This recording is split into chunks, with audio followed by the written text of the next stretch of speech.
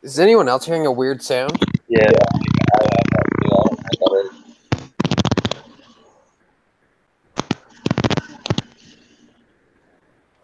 I think it was Sonia. Yeah, I just muted her mic. Oh, okay.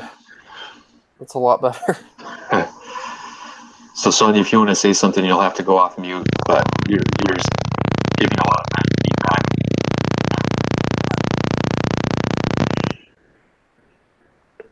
Okay, that's good. All right. Well, this is the first time, so bear with me.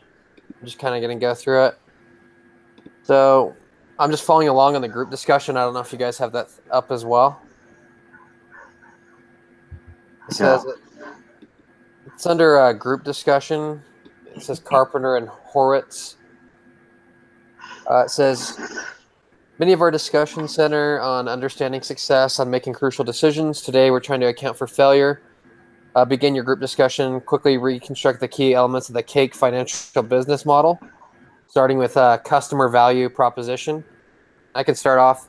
I think their biggest issue was they didn't really have a strong value proposition. It mentions that towards the end of the case, that they just didn't have a good connection with their, I guess, customers, because they thought they wanted to network, but in reality, they spent a bunch of money to find out that their users didn't want to network that much. Yeah, I think so. What happens a lot of times is people have great ideas with technology, but they don't know the market that they're trying to get the technology to. And finances in particular are something people are pretty private about. So to have like a whole network, social network about what you're investing in and why, just from the get-go sounded like a bad idea. I think the underlying technology, as they learned later, was good, but the fact that people aren't going to want to network about what their investments are, I think that was kind of their initial premise was bad. I agree. I think they could have found that out in focus groups, and also if they would have whittled down their customer segment, they could have found out easily who their target audience was, the customer was. I think Mint found out that there was women who wanted their product and men wanted cake, but men don't really want to share all their investing ideas, kind of like you were saying, online. Yeah. It kind of dragged all the other ones down too, like the market plan, the technology and operation strategy. And then naturally the cash flow is not going to be very good because of those three things not working out. Well, did they even have a revenue stream? It seemed like they weren't making any money at all. It took a while. He said that they had 3 ways to make revenue, but it wasn't till like, I don't know, like the timeline exactly, but they were barely starting to make money, just enough that they were able to sell the business. I mean, he did a real good job of raising money, that's for sure. I'm surprised he got so many people to invest in that idea. But yeah, that is a good point. Okay, I'm sorry for this, but I'm kind of lost. We're talking about which one of those 2 case studies? We're going over Cake Financial, the Stephen Carpenter okay, cake. Got it. Thank you. That was kind of. And so we're just kind of discussing the business model. Yeah, well, why it failed. Yeah, I think he had a really good idea, but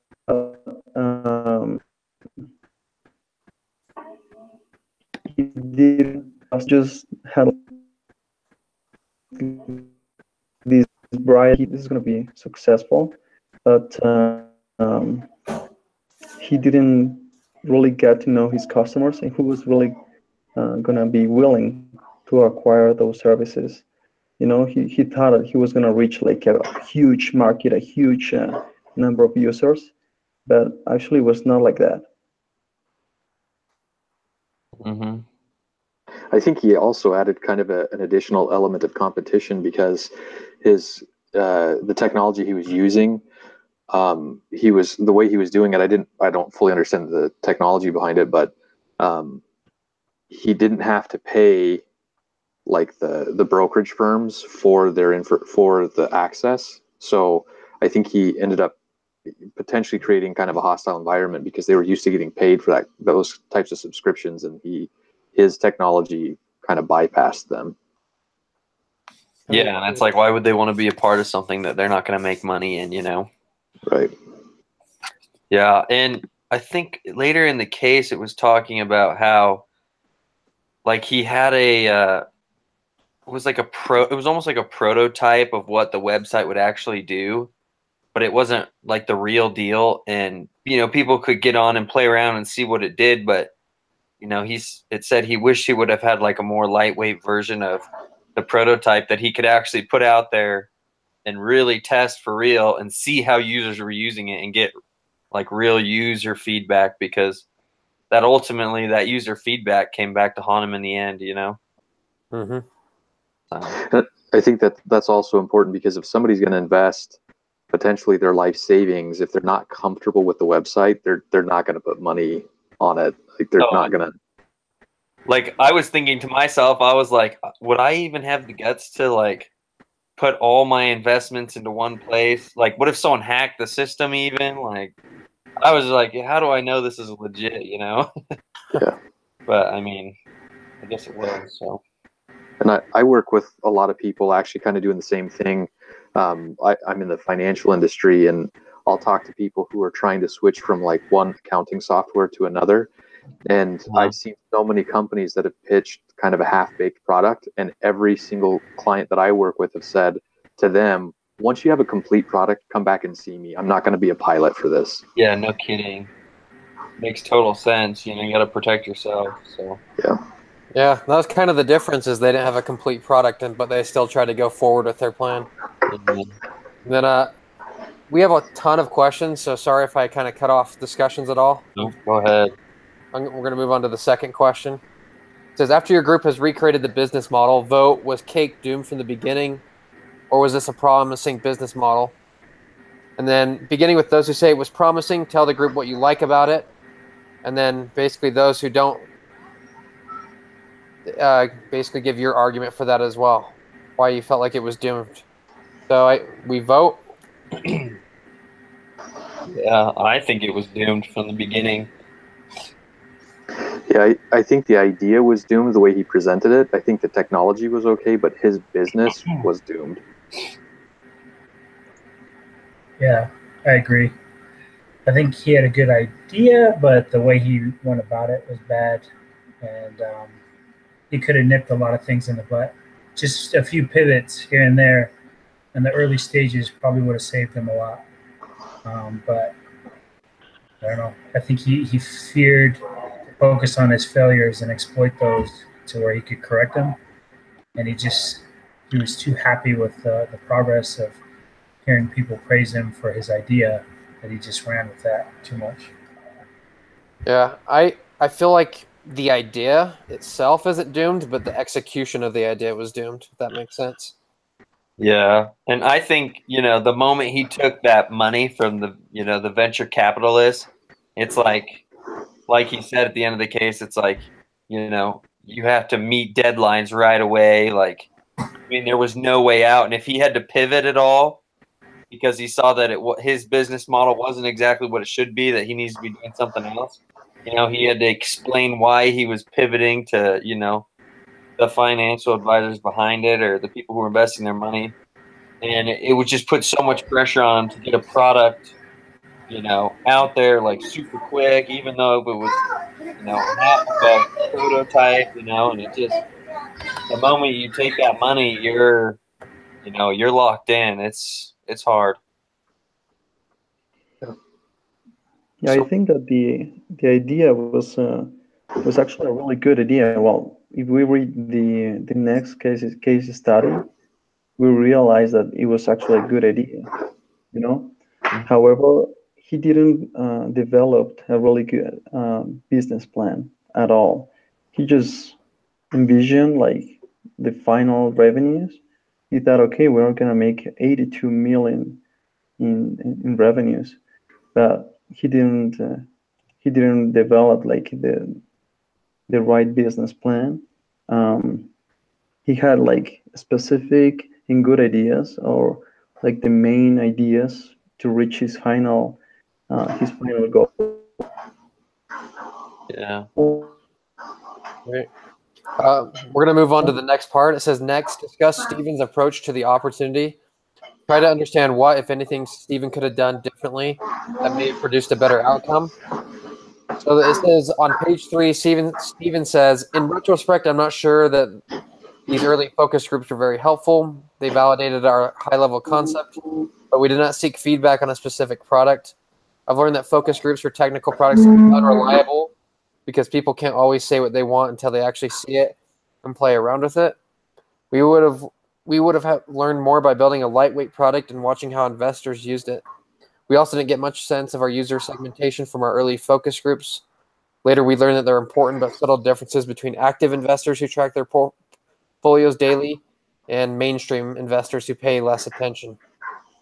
And then it lists some other quotes too as well, but it says, as a group, can you come up with a list of ways Stephen's approach is different than Rent the Runaway, Dropbox, and Mint? How do you know which assumption to test first? I think with the approach, I felt like particularly with Rent the Runaway, they would not accept the product going out half done. Like with their website, they fired people after people until they got the type of website they needed to make Rent the Runaway successful. One of y'all kind of mentioned that is that Cake Enterprises just kind of went forward with their idea. They didn't really identify their target market very well, and it messed up with all the other aspects of the business portfolio.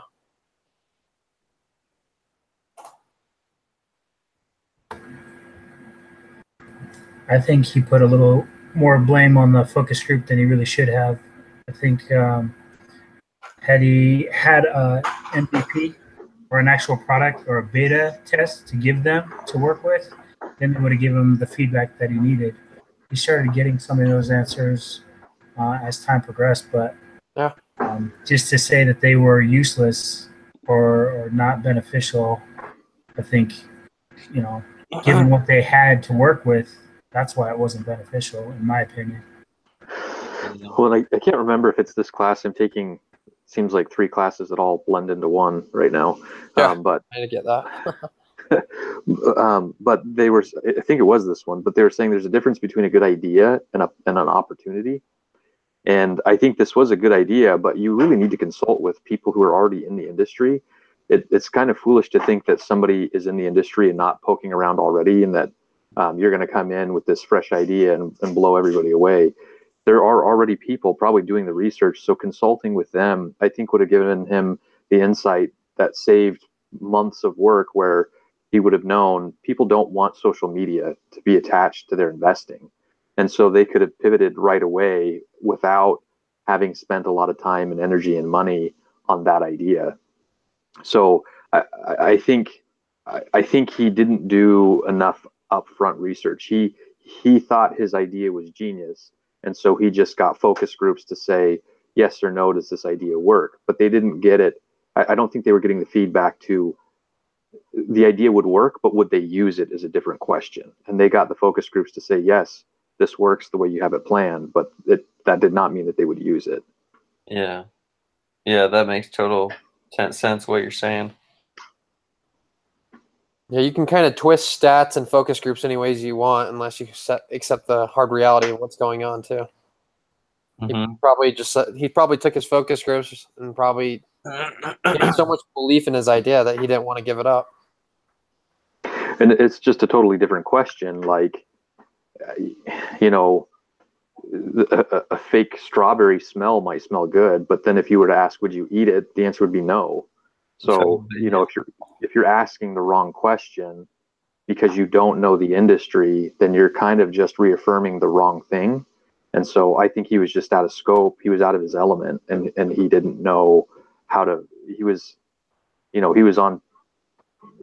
using the wrong map in the wrong city. Mm-hmm. For sure.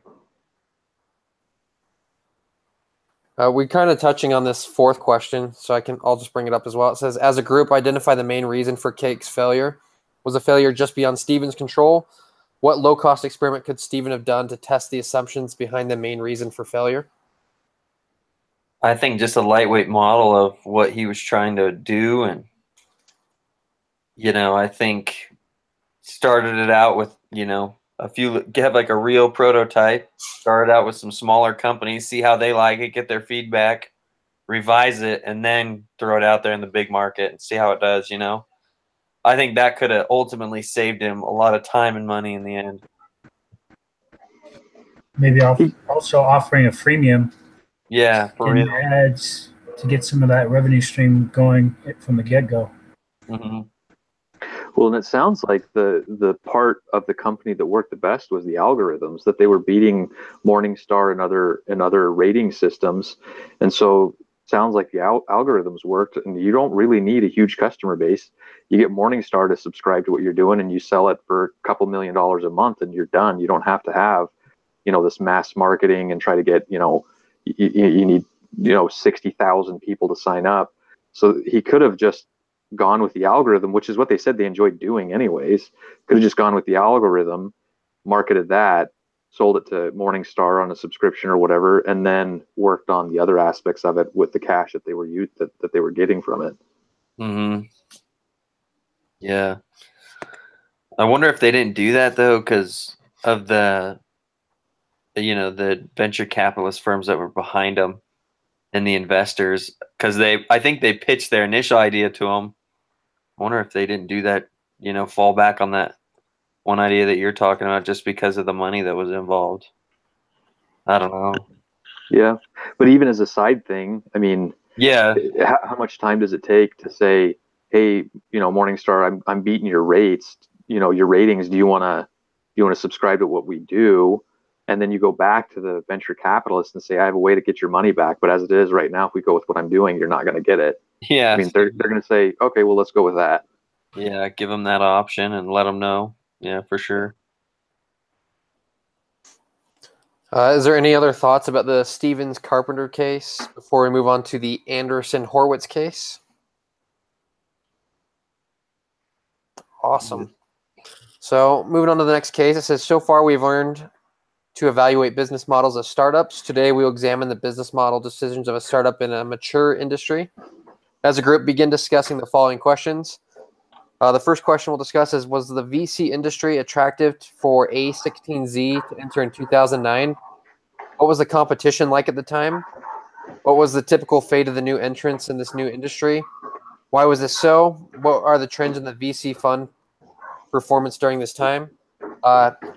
Obviously, that was during the recession, so yeah, maybe not the most attractive time. And also, if I remember correctly, they said like 3% of the VC in companies, VC portfolios dominated like 90% of the revenue or something like that. So it was really hard to just come in and start making revenue.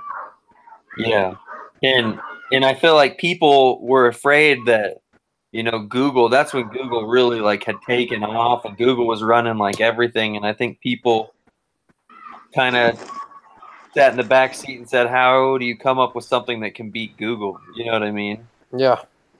And like you said, it was during the recession, so it's not like there was a ton of money to go around. And even if there was money, people were real skeptical if they were going to throw their money in there or not, So, yeah, it was kind of a weird time for the internet startup companies. And but it seemed like these guys kind of saw a need in the industry to shake things up and change it up, That's what they were trying to look for, and I think they kind of found one, Right.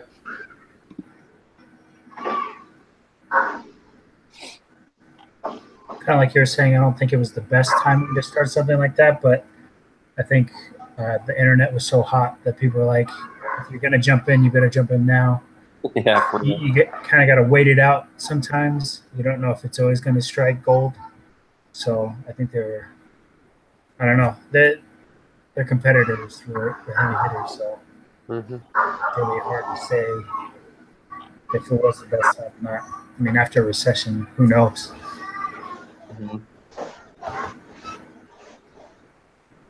And then the next question, it says, with all the entrenched incumbents and catch-22s, what silver lining did A16Z see? How do they plan to succeed with this difficult environment? Was it? What I kind of took from it was that they were different than normal VC firms just because they took their marketing and the structure of the company and they kind of fine-tuned it into a team where they could go out and actually find these companies versus other VCs, venture capitalist companies were just kind of sitting back and letting the work come to them. And I feel like they kind of structured a marketing team to go out and say what they're about and find these companies that would come to them too, I don't know. That's kind of what the feeling I got from it. And that's what kind of separated them from the pack. Have y'all read the book Good to Great? Yeah. It kind of reminded me of getting the right people on the bus. Like they had a specific criteria of the team they wanted, but they had to be like CEOs or a founder of a company. Yeah. And they had this like big emphasis on team building, which was not very typical for companies in that industry. Yep. It's kind of the cliche financial people are kind of not very social, not very great. They don't have great people skills, but they were getting people that were, I don't know, outside of that financial norm that you hear about. Yeah. Yeah, I like the company culture they were building up, and they were trying to get, it was very welcoming, very enticing. Yeah, for people. there's another thing that I really liked about their ideas and their business plan. They not only hired like the top performance people, but also they invested in a specific enterprises, a specific startups. I mean, it says that they used to invest just in not only kind of good enterprises, but strong enterprises. So those are, I thought it was they were the two main things which made them like different to everyone, to the other competitors, because they top performance people and they invested in really good enterprises. Yeah. And then the next part, it says, why is A16Z specifically targeting first-time technical co-founders? How has the cost of tech startups impacted the VC industry? How has it impacted the need for technical co-founders to raise capital? Do these trends apply to other sectors such as life sciences or clean tech? Wow, that's a long question. Yeah. And the group discussion, it's on iLearn, so. Yeah, I pulled that up. All right, cool. So I don't blame you if you missed half of what I said.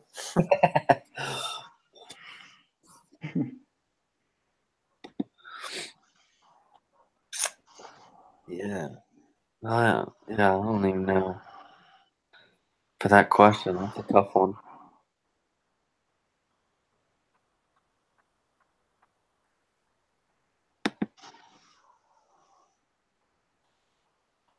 And then the next part, it says, what choices do technical founders have for financing that they didn't have a decade before? I think researching is a lot more easier for financing. Researching the companies you're going into with the internet, it's certainly a lot more accessible. Mm-hmm. I think there was also a shift in kind of philosophy. The case study said that essentially if you weren't in the top 5 firms, that you weren't getting a shot at the deals. But it also said that crowdfunding started becoming a source of capital for a lot of places. So I think just the mindset of investors started to change, where they thought they could go in and do just as good a job as the firms. So crowdfunding was one thing that kind of changed the landscape. Yeah, that makes sense.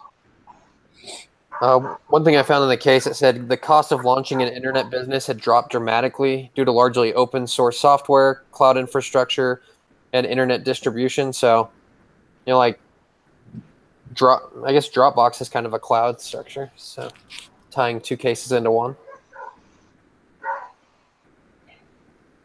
Yeah. Well, yeah, and just technology in general. I mean, I'm old enough that I remember a time without computers, and then my dad brought home the first one, and it was like $10,000. And now you can get, I mean, you can get a Chromebook for like 100 bucks. And Yeah. I was looking online, and there's a bunch of places like Netflix. They use almost exclusively Chromebooks. So I mean, there's a lot of places that are going to a lot cheaper technology with just as much horsepower as, you know, like a decade ago wasn't possible. Yeah. And then moving on to the second question. That was one question, apparently. Number 2. VC firms compete on their ability to source, pick, win. How does A16's business model influence these abilities compared to other VC firms? So we need to think of a source as the ability to get founders to come into the door seeking money. How does the way A16Z treats its founders differ from the way a traditional VC treats them? Will this increase, decrease, or have no effect on the number of potential deals A16Z sees compared to the competition? You know, I feel like A16Z kind of like, you know, once they found someone, they kind of brought them in under their wing and got them in contact with the right people who they need to talk to. Versus other, you know, venture capitalist firms were like, okay, we're giving you the money, show us what you can do, you know. And I think that's smart on the A16Z's part because, you know, they want them to be successful and they get them in contact with who they need to. And, you know, and I think at some point it talked about even people would join that company when they found out that they invested in them so that they could, you know, because they knew like, hey, this is probably something here. We should probably get in while it's still young, you know. That's kind of how I got a take on it. I don't know. I could be wrong. No, it actually talks about it. Said throughout the A16Z's team endeavor to treat entrepreneurs with respect. Said venture capitalists in Silicon Valley are notorious for both their tardiness and distractedness. Yeah. People joke about how they always show up late to meetings and spend the entire meeting on their phone and computers. Yeah. I mean, right online. Yeah, and it's like if you're going to invest money in a big chunk of money in a company, you'd think you'd want to do everything, get them in contact with the right people so that they could be successful, become something. And I think that's what A16Z saw. Well, and to tie it back to the Carpenter case, you know, the comment was made that, you know, once you get a venture capitalist firm invested in your company, you know, you have these deadlines and you have these things that you have to do. Essentially, you start working for them. And I think their philosophy, if you look page 7 of the case, it talks about A16's investing approach. They're very positive. They, you know, it says it's easy to point out what's wrong with the deal, but we want a passionate advocate. So they look for the good things that were happening and try to get them on board. You know, if you end up as the lender, you know, a venture capitalist as a lender fighting with the company that's trying to get started, it's just going to sap all the resources and it's going to delay and that's all money. But if you can work collaboratively and actually feel like a partner, you're going to get a lot more buy-in, so that if, as the venture capitalist, you say, we really need to change that, then you'll get their buy-in and they'll move with you rather than fighting against you. Yeah, that makes total sense. And then the next question says, how will this change if A16Z begins to fire CEOs because they're not performing well? Will this increase, decrease, or have no effect on the number of potential deals A16Z sees compared to the competition? I mean, if I could see it on A16Z side, but the side of a CEO of a startup company, especially if it's something you started up, I think you'd be very skeptical of hiring A16Z, and you'd be like, I don't want them to fire me from my own company just because it's not going like they thought it was going to go, you know? And that's like basically, you know, like the venture capitalists, once you sign that document, like you said, you know, you're in debt to them and you work for them now, not yourself, you know? So I think it potentially could affect the business a little bit. Yeah, when you're buying the idea rather than the people, Yeah. It makes it difficult for the idea to end up working because the people manipulate that and get it to go. So you're not going to have a perfect idea right from the beginning. And so if you think you're just going to buy the idea, not the people, it's not going to work. Yeah. Reminds me of Shark Tank. Yes. So like sometimes those businesses, they thrive because they kept the people. Whoever invested in them, they're like, okay, I want to work with you. But anytime they just wanted to buy the idea, I think it sunk. Mm-hmm. And then last question, number 2, it says, how does the operating team help A16Z source, pick, win? Does it increase the odds of getting more high-quality deal flow? If so, why? Does it affect A16Z's ability to pick winners? Does it actually have any impact on the odds of success for A16 portfolio companies? If so, how? If not, why do you think that? So, like 50 questions right there. Oh my gosh.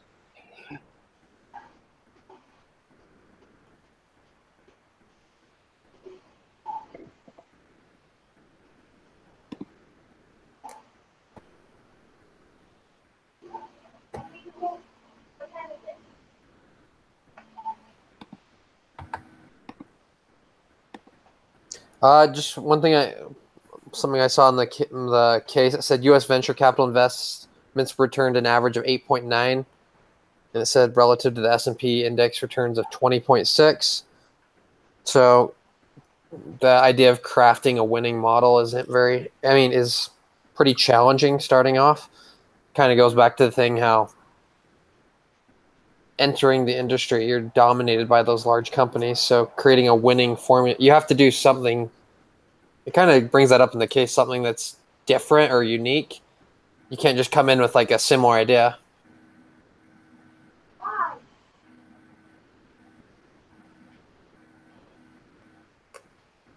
Yeah.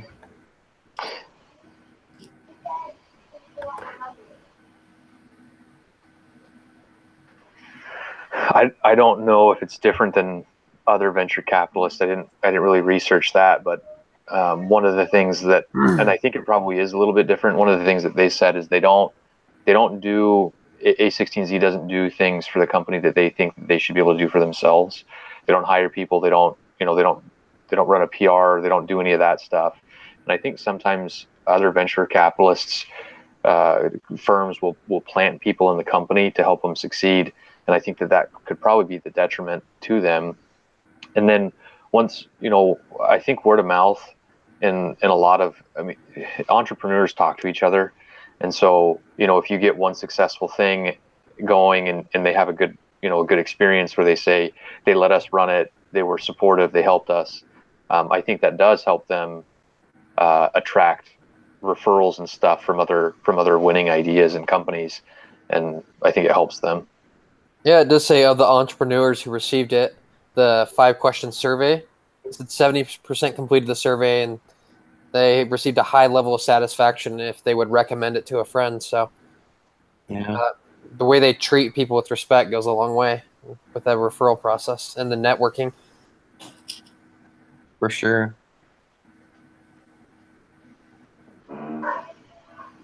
We'll move on into number 3. It says, put yourself in the shoes of Andreessen and Horowitz. You must decide whether or not to seek to double your assets under management.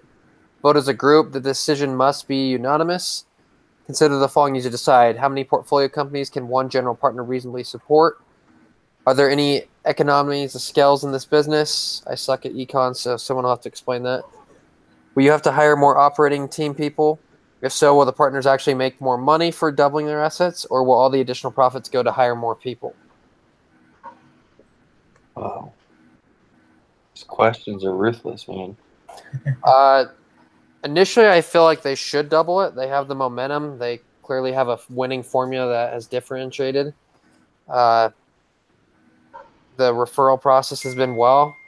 They can expand to New York, China. I wrote down, I guess it's basically the same question, but I would go to New York first and then slowly spread out to internationally, because they said China is like kind of high risk, high reward. You need to know what you're doing. Yeah. To me, like entering into China, into, a foreign language and a foreign country, that would be crazy for me. But at the rate the company was going, maybe you could go over there and test the waters, and if you had a good experience, stay. If you had a bad experience, you could pull out.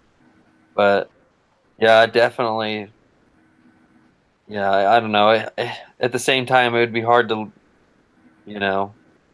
I know they wouldn't fully leave the Silicon Valley, but I mean that place is just like just a money pit. It's like if you're well connected there and you're making great money, it's like why expand anywhere else where you're kind of going to unknown markets and stuff. The only thing that I could think of that would be good for expansion, it asks about economies of scale, which means, if you doubled your production, would you also then have to double your expenses to get there? And I don't think that they would. I think a lot of their systems and stuff are in place. If you look at their competition, says it's the Exhibit 9, the number of staff members in the firms.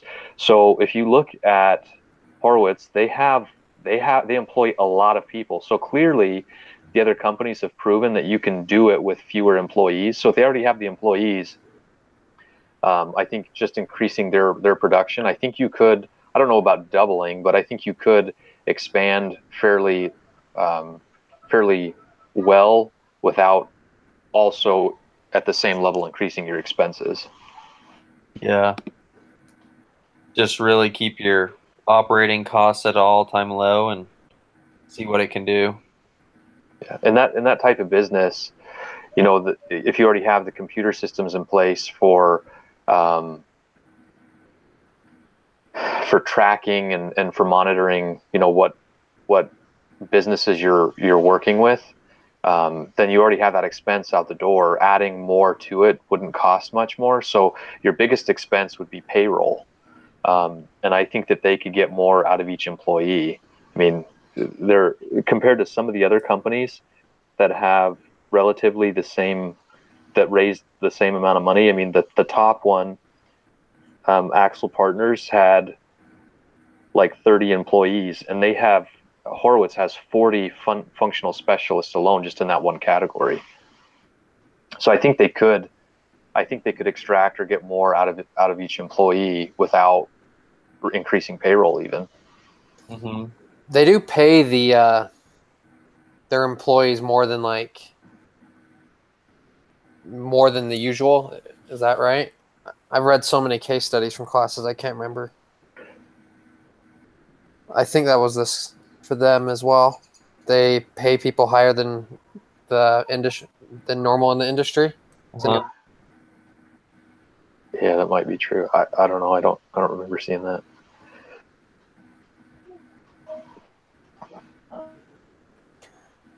So are we unanimous about doubling, or maybe a conservative double? Maybe not doesn't necessarily have to double, but